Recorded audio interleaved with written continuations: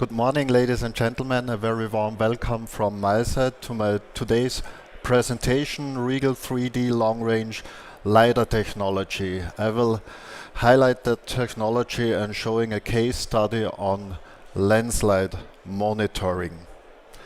Let me give you a short overview on my presentation. RIEGL is well established in LiDAR technology. We are manufacturing LiDAR sensors since more than 40 years for classical terrestrial laser scanning, for mobile mapping, airborne laser scanning, and also since a few years for unmanned laser scanning, so laser scanning from drones. Today we speak about monitoring application based on the ground in TLS. I will highlight our VZI series laser scanners for long-range data acquisition.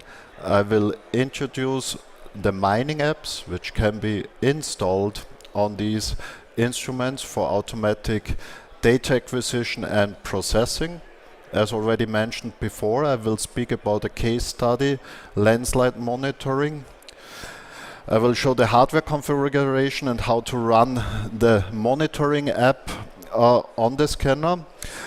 Besides the monitoring, the scanner can do also the classical approach of prism monitoring, which was up to now realized with robotic total stations. I will also speak about that, and finally showing how to do in a 24/7 operation where the scanner is on a remote place, how to realize data synchronization from that scanner into the cloud. And finally, I will do also showing a data comparison of the data from the classical approach with the robotic total station and comparing the data with the scan data from our scanner. So, here we have our latest instruments for this kind of applications, the RIEGL VZ2000i with a maximum range of 2.5 kilometers. And there is an instrument above, the RIEGL VZ4000, if there is a need for extreme long ranges of maximum 4 kilometers. And we even have an instrument with longer range, the RIEGL VZ6000. It's not mentioned here because that scanner with 6 kilometer range is optimized for snow and ice applications. These scanners are operating in different static setups, as you can see here on the lower part of the slide, for sporadic data acquisition on a simple tripod, and for periodic or permanent data acquisitions on fixed installations, on concrete pillars, and so on. As already mentioned before, we can customize the scanner so that you can run apps on the scanner. You can imagine the scanner is maybe slightly like your smartphone. On your smartphone you can do phone calls, but you can also install apps for special purposes. The same we can do with the scanner. We can install apps, and we have a couple of apps which we call mining apps. And first of all, I want to introduce the so-called monitoring app. This app allows you to do data comparison and visualization of differences to a reference data set. This enables automatic change detections, and you can, within the graphical user interface of the scanner, define the threshold values for these change detections. All the data is directly processed on the scanner and directly available via a web viewer, because on the scanner itself there runs a web server publishing the data, and you can connect via the internet to that scanner, running your standard web browser and visualizing the change detections on your web browser. So that was the monitoring app. The second app is the so-called design compare app, and instead of using a scan as a reference, we are here using a given 3D design model as a reference, and we can visualize directly on the scanner the so-called undercut and overcut to that given reference, what you see here on the lower part. And that can help, for example, machine operators to get in real-time information when, for example, digging the material. If there is still an undercut, which means you can remove more material to get more money out of the mine, or if you have already an overcut, which is a safety relevant issue and not allowed. The third app is the slope angle app. It can also support directly loader operators to when dumping the material to keep the slope of the stockpile within the given limits. So within that app you can define a critical threshold value for your slope angle, for example 60 degrees or something, and you can say everything above should be shown in a special color, like here in pink. So if the loader is dumping the material, the scanner is scanning the slope, delivers directly the results and highlighting the critical areas. So these were the apps we can run on the scanner. But as I already mentioned before, I will speak today about a case study of a landslide monitoring. If you are in mining, you can think about a similar application for monitoring of high walls. So that was a case study in Austria, a big landslide on that slope. In green you see here there were also a number of prisms for classical prism monitoring with a robotic total station.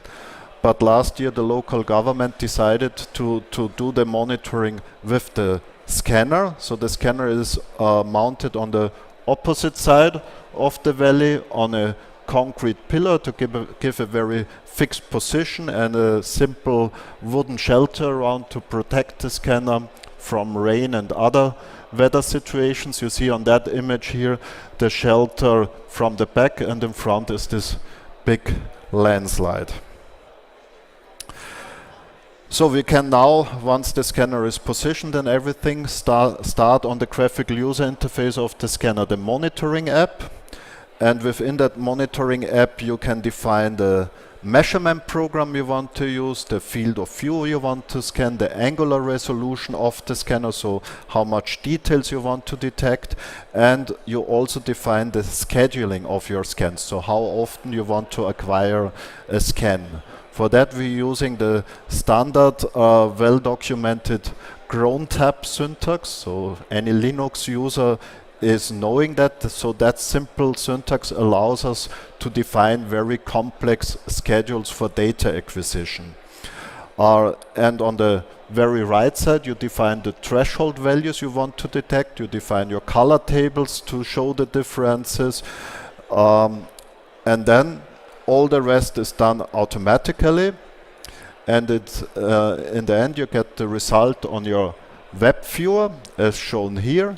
On that web viewer you can simply on the lower left side define any of your scans in this time series as your reference, and then you can slide through all the other scans and visualizing directly the differences to that given reference. Again, here on the right side you can define color tables and threshold values, and you see here already some changes by water erosion within the landslide. And of course here on the bottom we see also the grass growing, so during the period, so therefore we have here some changes.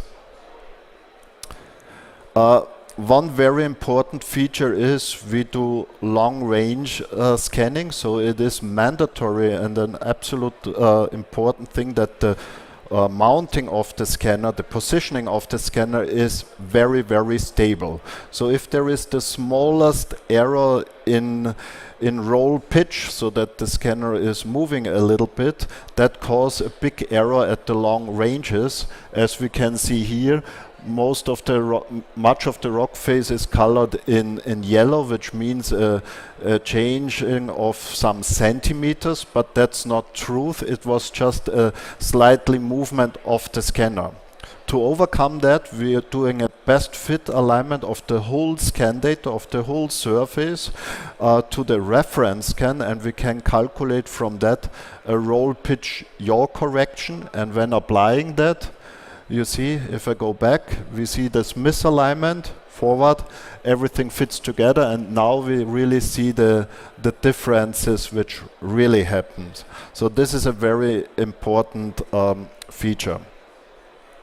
And you see also, besides the landslide here, very white dotted, these are the prisms because they are of very high reflectance. So the scanner can also detect these prisms. And in the second step, we do a fine scan on the prisms, getting thousands of measurements on each and every single prism, because the approach of a scanner is fully different to a total station. A total station looks directly into the center of the prism, measuring it, but the scanner is doing a continuous measurement from left to right or from the other side, so it's always moving. So we are not directly getting the center, but we are getting thousands of measurements on these targets with very high reflectance values, as you see here. You see the reflectance values of the prisms colored from blue to red with highest reflectance. You see here the histogram of the reflectance, and on the right side also the number of measurements with high reflectance. So how to get the center of the prism is we firstly select the highest reflectance values in the center here. And from these values we are calculating the center of gravity, and that gives us the correct direction of the prism. That's called the theta phi direction, so in vertical and horizontal angle the correct direction. But the range measurement on these high reflectance values is very poor, because the scanner is not made for that. It is made for standard surfaces like rock faces. So on that very high reflectance values we have not a correct range measurement. But for that, in the second step, we are selecting the points with less reflectance on the prism. From all these points we're calculating a best fitting plane, which gives us the range, and then we slice this beam for the center with that plane, and this gives us the very accurate 3D coordinate of the prism. And the prism scans can be also done automatically by using the scheduler app on the scanner. And here again we define this chrome tab. This shows here simply at 20 minutes and 40 minutes past the full hour. At 1 o'clock, 3 o'clock, 5 o'clock and so on, we do the fine scans of the targets. And at 1 o'clock at the 0 minute, at the full hour, we do the full scan for the monitoring app, so that they are not intersecting each other. And all these processes are running 24/7 fully automatically. And during 1 month period last year, we have mounted parallel to the scanner a total station, just to showing the quality differences scanner versus total station on this prism monitoring. And we see on that diagram on the lower right side, the light colors are showing the raw values, while the more contrast colors are showing the averaging over 24 hours. We see in the range measurement that both instruments are almost the same quality. We can reach an accuracy under 1 millimeter on a range of 800 meters was in this example. And on the positioning XYZ coordinates, we see that the scanner or the total station is slightly better than the scanner. So the scanner is 2 millimeters and the total station is around 1 millimeter in the positioning. We should see it also on the diagram here. The light blue color is the raw data from the scanner. The line is then the averaging, and underneath this is the noise of the total station. And in range they have the same quality. But again, it is important to mention the big advantage of the scanner is simply that you scan everything, so you really know where is something happening and not only on the prisms. And the nice thing is this instrument can, besides the hull scanning, also do this classical prism monitoring. Finally, just one slide about data synchronization, because you see very often the scanner is operating 24/7 in a remote location. We can connect the scanner with a cloud storage, which means you have simply internet connection on the scanner with an LTE connection, for example, and we can do a data synchronization onto the cloud. And we can even exclude some folders, because the raw data of the scans, for example, for one scan is around 500 megabytes, but the results which you see on the web viewer is just around 5 megabytes, so it's 1% of the data. So if we exclude the raw data from the data synchronization, we can avoid unnecessary traffic, because we just need the results on the cloud. Because it's simply better if you have, for example, 100 users to monitor that data. It's better that these users are connecting with the cloud web server instead of always connecting with the scanner. So that's simply to avoid unnecessary data traffic. So I hope I could give you a good overview about our technology. As already mentioned before, our scanners are used for many, many years now for standard surveying in open pit mine, in underground mines. But now with this new technology, with running apps on the scanner, processing already final results, we can now get into new applications for permanent 24/7 monitoring. And one thing what I did not mention before is this architecture on the scanner is an open structure, so it's in principle a Linux system. If you're a programmer with Python scripting experience and C++ programming capabilities, you can develop your own apps on the scanner, so that scanner can be customized for special purposes. For questions, I am later on also available on our booth. It's in the other hall at the booth number 169. Thank you.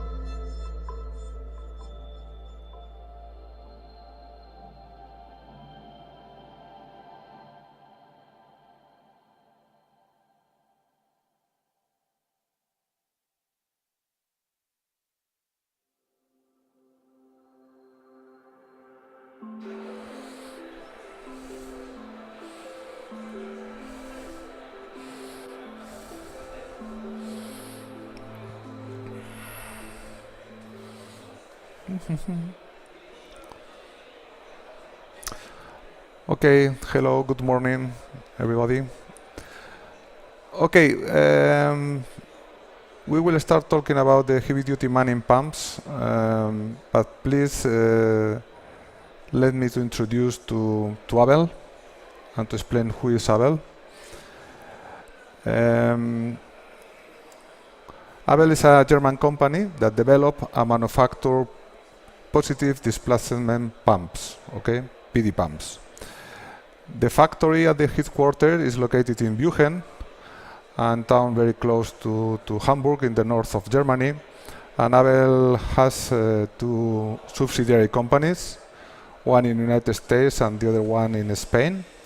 And we cover all the continents: America, North America, South America, Africa, Asia, Oceania, and Europe. Okay, we will talk about the positive displacement pumps. And ABEL manufacture and develop two different types of positive displacement pumps: the diaphragm pumps and the piston pumps. We can see in this video one of our piston diaphragm pumps. These pumps are for high capacity and high pressures, and is designed for mining applications. Okay, you can see more or less what are the parts of this pump. This is one of the bigger pump that we manufacture. Okay, and again, the main job of these pumps is transfer tailings in the mining industry. Okay, you can see the different components of the pumps: the suction valve, discharge valve, membrane housings, and the pump gear and motor. Okay, so these pumps work until more or less a flow rate of 400 meter cubics per hour. Okay, and we can reach pressure until 200 bar.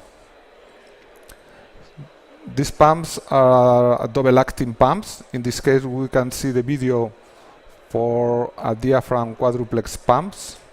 The difference in the size of the pumps, in the number of chambers of the pump and the number of pistons depend on the capacity of the pumps. Yeah. Also, we have the piston pumps.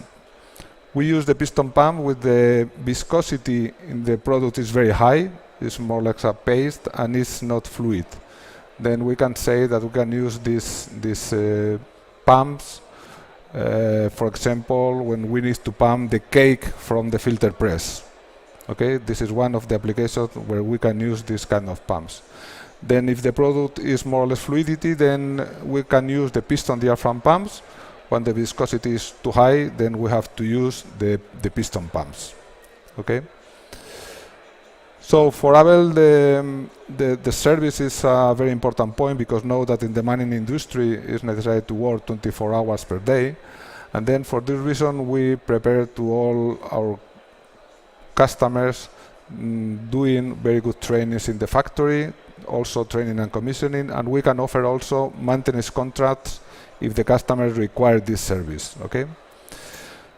But if we put the focus in the mining applications, our main applications are the following. In the mineral processing plant, we can talk about the thickener underflow, the gland seal water for the centrifugal pumps, thickener underflow, the filter press feed, the filter cloth washing pumps, tailings transfer, and backfilling. And in the mine, for the mine dewatering. We can see in this picture the main application in the processing plant, where you can see two different lines for tailings and for the concentrated product, and the different applications. We will see now the most important of this application for ABEL. The first one will be the thickener underflow. What can we offer with this technology in this application? Okay, the most important thing is that we can handle very high solid percentage. Okay, This means that we can pump slurries with more than 40–50% of solids content. And we can reduce considerably the maintenance cost and also the energy consumption. This is one of the 2 points that is very important for us. Also the maintenance cost, because all our pumps are designed for maintenance per year, once maintenance per year. This means that if you compare with other technologies that probably is necessary to do maintenance every 6 months, 8 months, with our pumps we can give this good point, that is to have maintenance only once per year. Also, it's very important to say that with our pumps we can have a constant flow rate. This means that the flow rate will be constant independent of the pressure range. This means we can give exactly the same pressure, the same flow rate working to 1 bar, 2 bar, 3 bar, or working to 20–25 bar. The flow rate will be always constant. The same about the density and about the solid percentage. Our pump will offer a constant flow rate independent of the density and solid content. Yeah. So the next application will be the tailings transfer. In this case is when we want to transfer or transport the tailings to the tailings pond, and then normally we require high pressure pumps with high volume, and we are pumping all these tailings to the pond. Okay. Exactly the same, our pump can handle very high solids content, until 70–75% of solids.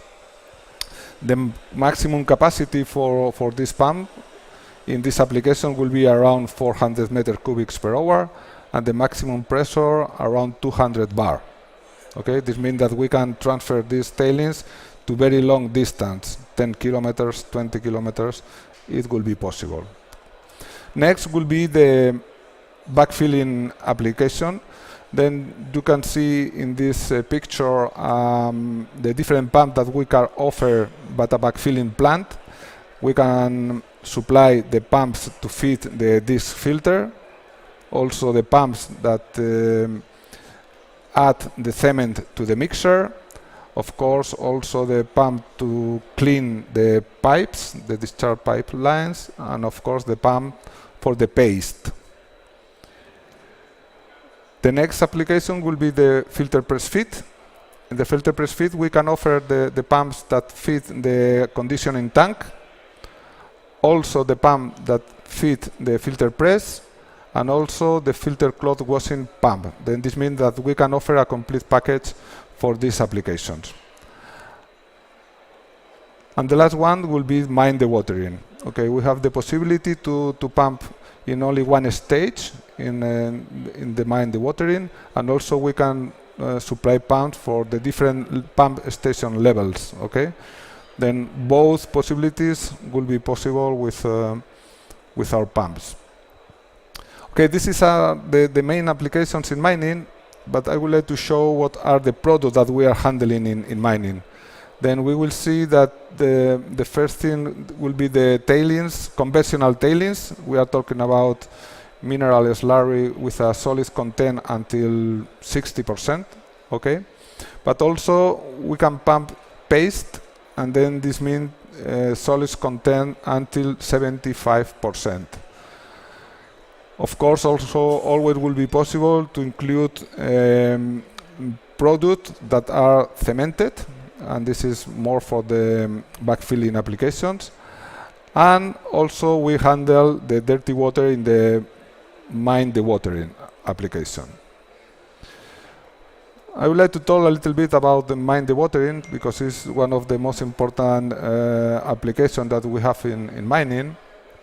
And you know that the conventional design in the watering mine is the multi-stage. This means that we are pumping the water to different levels in different pump stations. Okay, with the PD pumps, with the piston diaphragm pump, we have the opportunity to pump in only one stage and reduce the number of pump stations in the mine. Okay. One important point is to talk about the sumps and ponds. Okay, the first thing that we are doing in mine dewatering is to collect all the water. And how is possible to collect this water? By gravity, with submersible pumps, with AODD pumps, with different technologies. And the idea is to transfer all this water to the pond. Okay, and then the construction of this pond is really very important because this requires a lot of space, and this is very, very expensive when we are talking about an underground mine. For this reason, we have to consider the size of these ponds, and this size depends on the quality of the water that we want to get in the mine. This means that in many cases we need to reduce the solids content in the water to the 3–5% maximum, because normally in the mines they are not using pumps that can handle more solids content. Okay, and for this reason it's necessary to build these ponds or tanks. The problem with these tanks is that we need to do a very regular cleaning of the ponds to avoid the solids in the water. That this is the main problem that we have in the mine dewatering application. So to control this percentage of solids is really difficult, and not always is possible to maintain during all the time of the lifetime of the mine. Okay, for this reason we have an alternative with the PD pump, with the positive displacement pumps, in this case with the piston membrane pumps. This is a very good alternative to the centrifugal, multi-stage centrifugal pumps for some reasons. First, because we can work with a constant flow independent of the working pressure. Then this means that the pump can work with any problem in different pressure range. Also, we can pump very high solids content.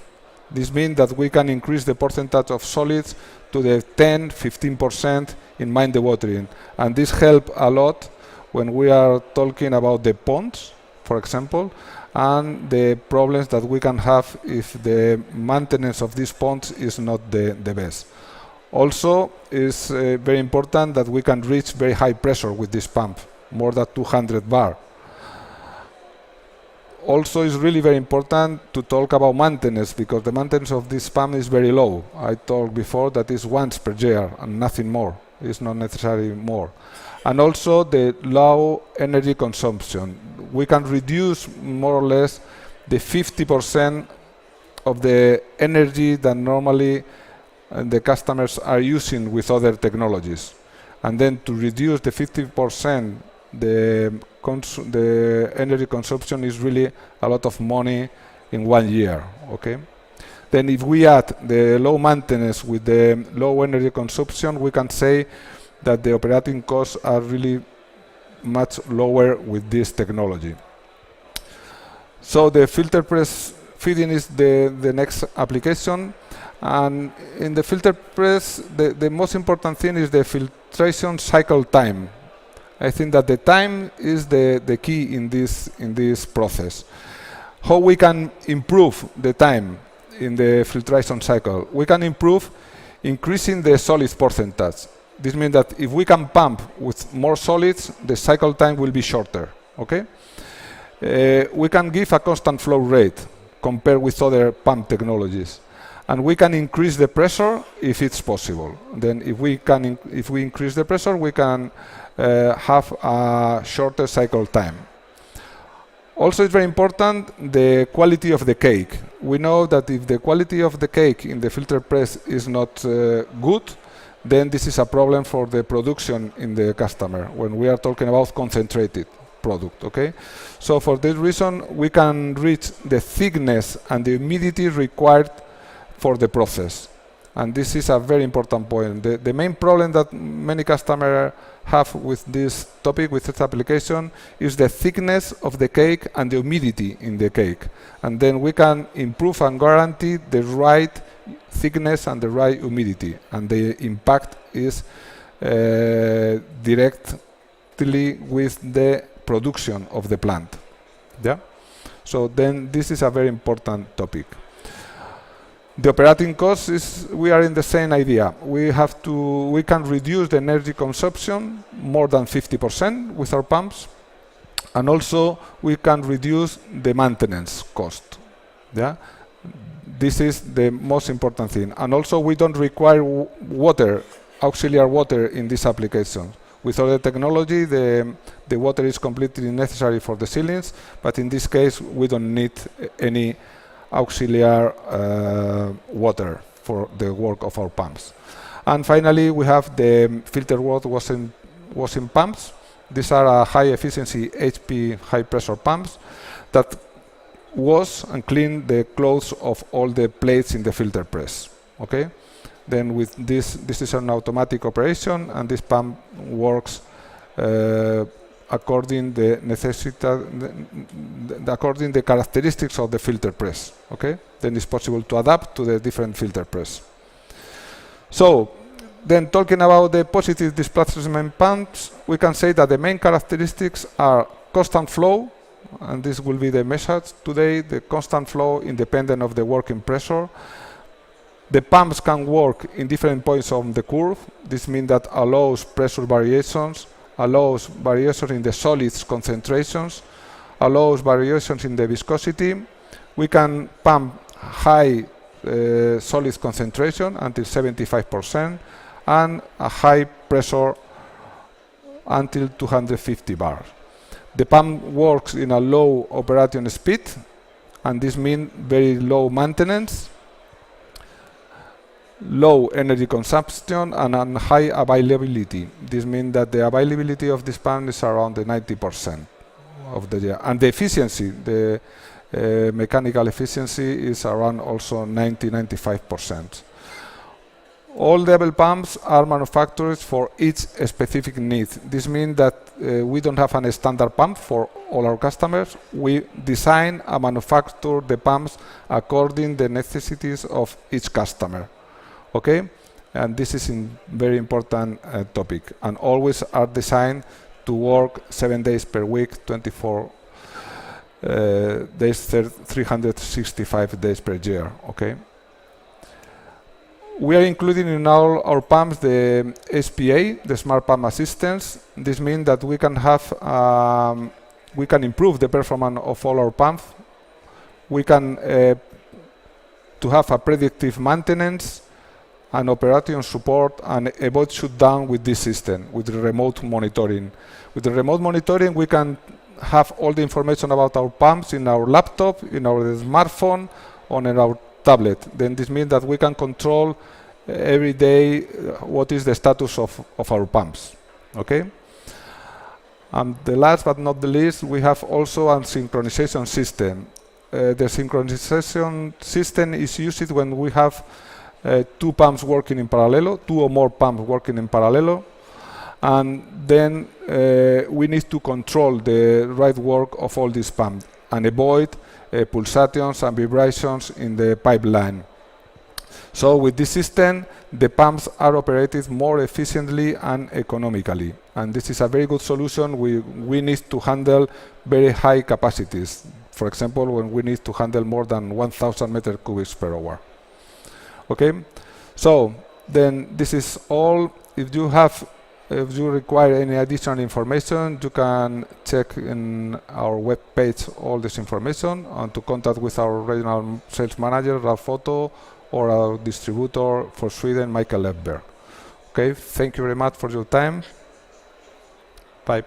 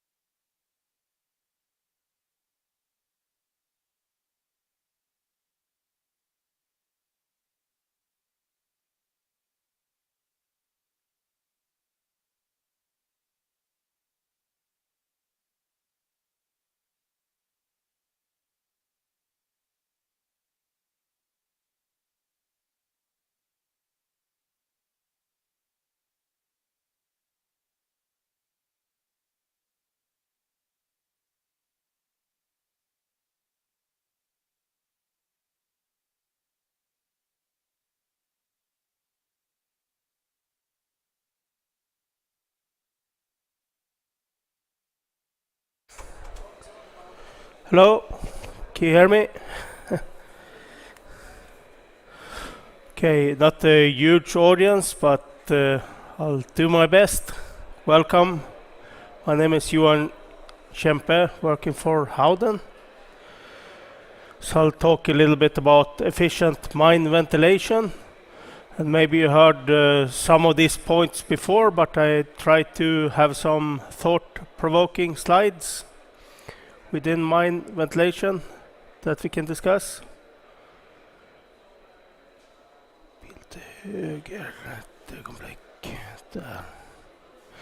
Okay, so Howden as a company was founded in 1854 by Mr. James Howden in Glasgow, and the company has always been within the field of air and gas handling equipment in various industries.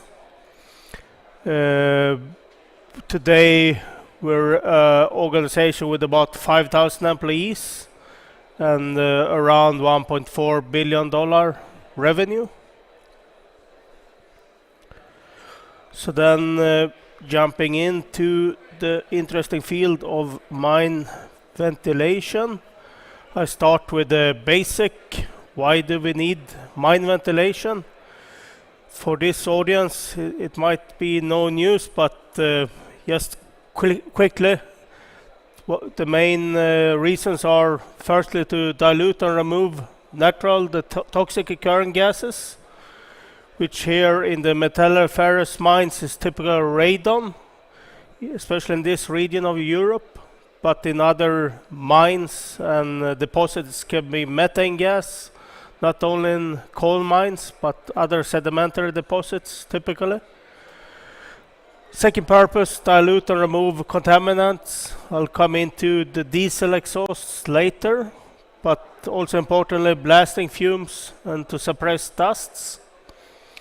And the thirdly is to provide acceptable temperature environments, which could be both heating during the colder periods of winter, or cooling of air as you have higher surface temperature and as you go deeper, and depending where you are in the world. And lastly, to supply oxygen for machines and people to work. And in a global context, what we see is many regions have outdated legislation, less so in Europe maybe, but in many parts of the world, the mine ventilation is based on the installed kilowatt of diesel equipment in the mine, and that is becoming less and less relevant. What we see in some parts of the world is up to 0.06 cubic meter per second of fresh air, depending on the kilowatt of installed diesel power. But when you consider the changes of diesel motors becoming more and more clean, according to new legislation, what you have now with the TF4 or stage 4 diesels, it's much cleaner motors compared to just 20 or 10 years ago. So that's a huge change that's not being considered in all legislations. And the other change we see in mining is of course the change to battery electric vehicles. So what you have then is that some of the outdated regulation is overestimating the required air to dilute emission levels. And it also is more of a static calculation method that do not consider what area you're mining in and so on. But you can see there, for example, changes for stage 5 compared to stage 2, which is still being used in many parts of the world. On the NOx, now the diesel emission from stage 5 is 0.4 gram per kilowatt hour. In stage 2 it was 7, so that's a huge change compared to the old engines. A particulate matter, it's more than 10 times cleaner compared to stage 2. where we work in the world, of course, many countries are still unregulated, the gray areas, and due to the diesel available in those countries, they cannot go to modern motors. So they still get unregulated emission level motors as well. But the black areas, then you can say the most modern engines coming out for new machines coming out. So you can see here also in parallel legislation becoming more stricter as well, that will require then that you certainly use the cleanest diesel engines, and more requirement to also move to better electric vehicles. The European Union legislation being enforced from August next year.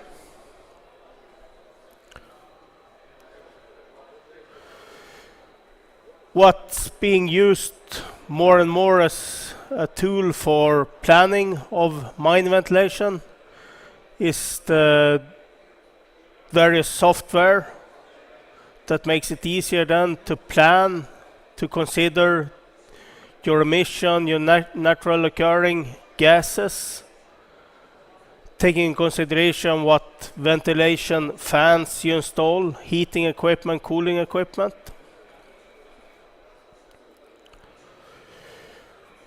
Another subject is the mine air heating, where you traditionally have used fossil fuel, burning of natural gas, propane or diesel.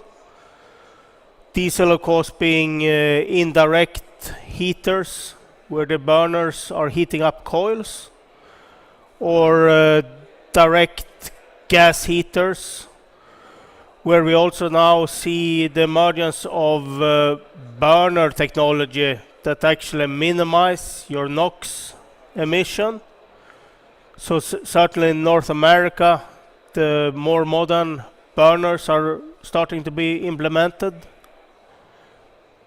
Other trends we see is the increasing use of heat exchangers, where Howden have one solution with rotary heat exchangers, where we basically have thousands of installations globally in other industries, but we still wait to see if this could be a good solution for mining, where you have the top efficiency in the industry compared to fixed plate heat exchangers, for example, where you can then use rotary heat exchangers with seals and fans to avoid any kind of humidity carryover to your inlet air.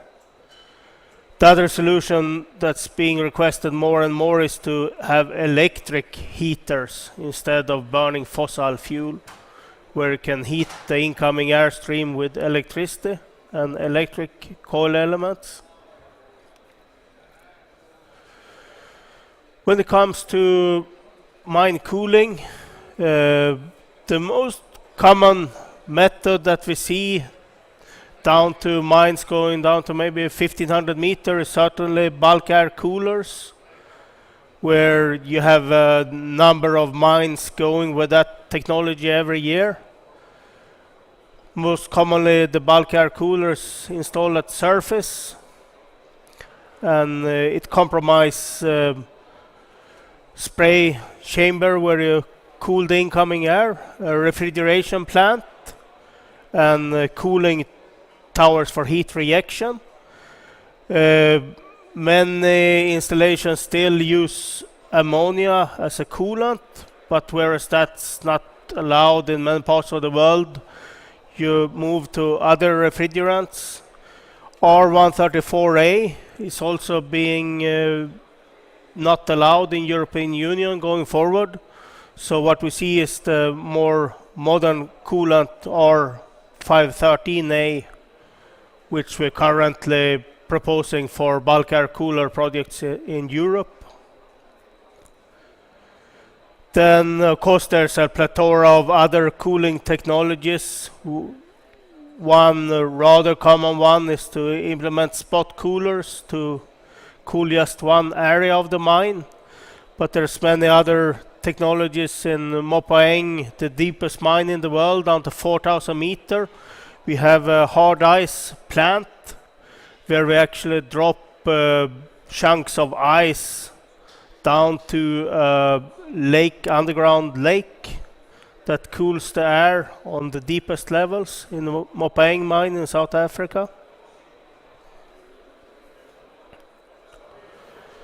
Okay, sorry, need to go back one slide. It wasn't actually too long ago where miners took canaries underground, especially in the coal mines, but also in some metalliferous mines, to sense when the air is getting dangerous. The last canaries in UK were retired in 1980s, so it's not that long ago. But at that point and going forward, sensor technology and development have progressed.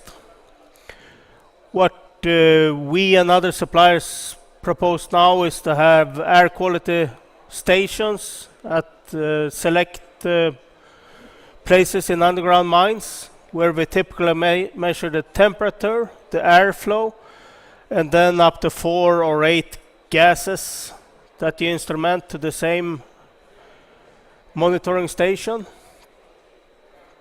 And with the Internet of Things technology, we can actually plug that into any communication system and any communication protocol, but we need some kind of communication. The other subject in relation to that is how you can make better use of ventilation to really bring the fresh air where you really need it in an underground mine and optimize the running of fans. So as many of you are familiar with, depending if you're cooling or heating the air as well, between 30 to 50% of the energy in the mine is usually spent on ventilation. And with better control, with ventilation on demand, there's a huge potential to save on energy, especially if you could combine with tracking systems and with sensor technology to make sure you don't exceed emission levels. Sorry. So what we talk about is different levels of optimization. Where the basic level is manual remote control, where you can instrument fans, mine doors, and regulators, and just manually control it. You can see at what level they're running, and then remotely be able to do changes. Next level is to have automatic scheduling, so at least for blasting or shift changes, you can then reduce ventilation at the levels where it makes sense. And then the next level we talk about is to integrate with sensor technology. So you run the fans at the speed that's required to not exceed levels of emissions. And yet again, the next level is to integrate with tracking solutions, where we have actually cooperated with all the common tracking suppliers, and we are agnostic in that sense that we can work with anyone to then optimize. If you have vehicles and personnel operating at the level, you run ventilation, and in other levels you may be able to even shut off ventilation totally. And the top level is to optimize everything in the logic that we are proposing. So there, of course, the obvious benefits of saving energy, but also other benefits you can see with ventilation on demand is to reduce blasting time clearance. And also you can validate that your models work if you then have sensors that you do not for sure exceed emission levels.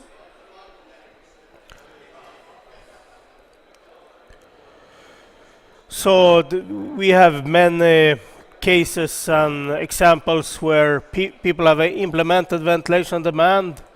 One shining star is, of course, the Eleanor mine in Canada, which we installed 8 years ago, and it was quite a big operation with 6 primary fans and 142 auxiliary fans. And this was then combined with a tracking system and also in the installation of air quality stations. And the payback was actually less than a year just from energy savings. And they have continuously had annual savings of $5 to $6 million from having ventilation on demand.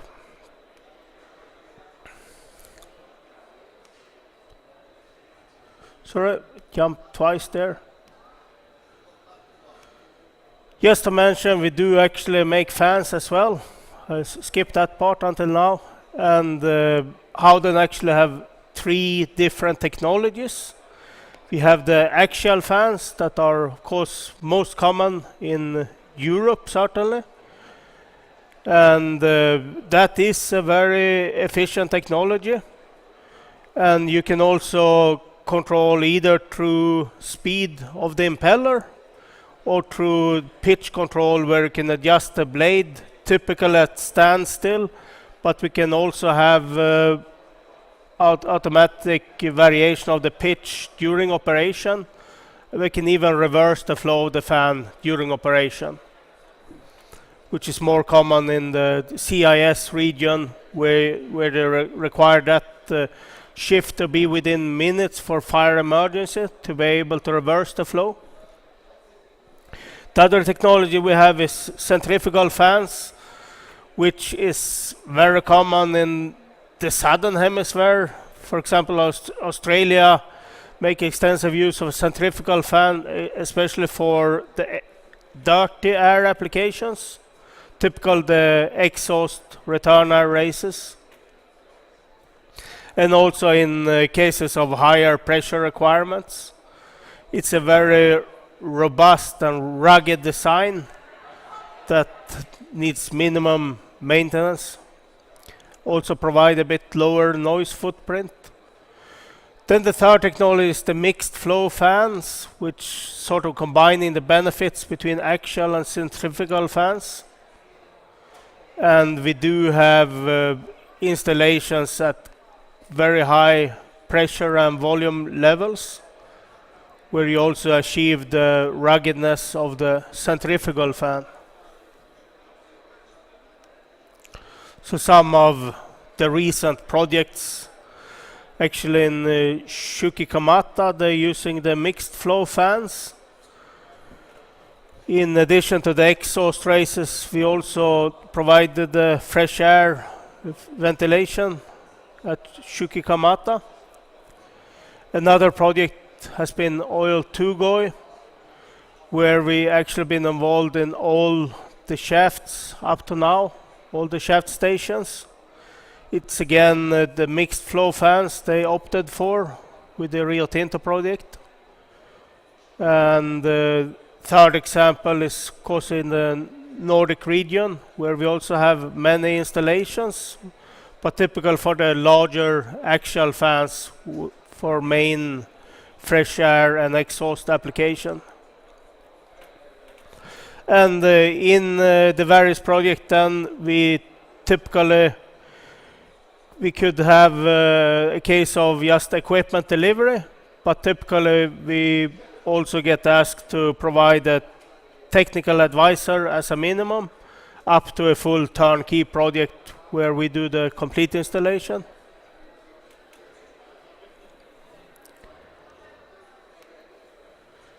Okay, sorry. Just some future outlook then, what's going on in the industry.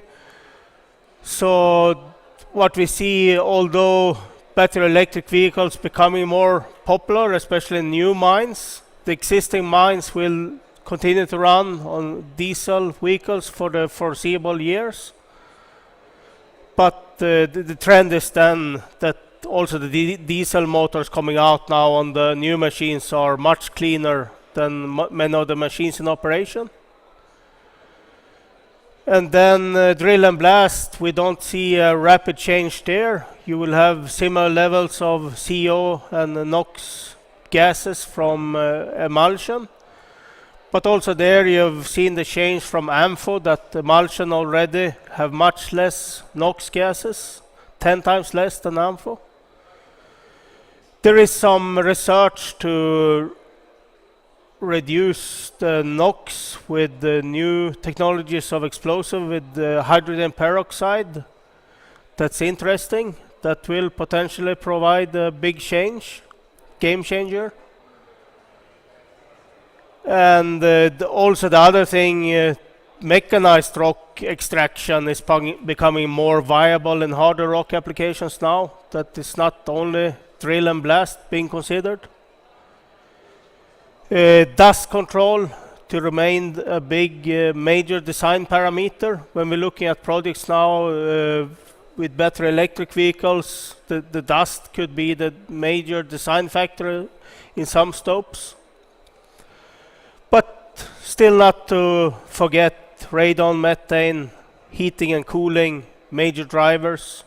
So when we do a simulation, we consider all those factors to decide what is the main design parameter.